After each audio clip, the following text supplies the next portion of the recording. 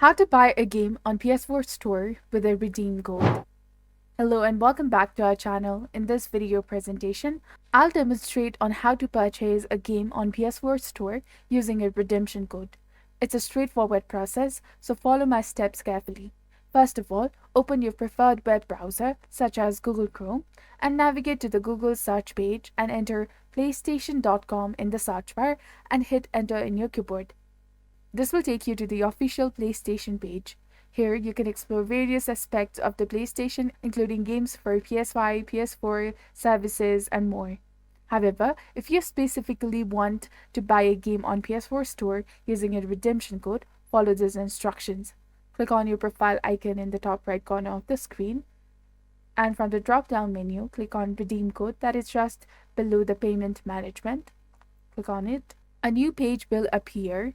Locating the Redeem Code tab, click on it, where it's indicating to enter the 12-character voucher code. Once you input the code over here, your game will be added to your library on the PS4. If you have received a money gift card, you can redeem it in the same section and choose a game to purchase from the PlayStation Store. Browse the available games in the PS4 section, select the desired game, and complete the purchase using the redeem code.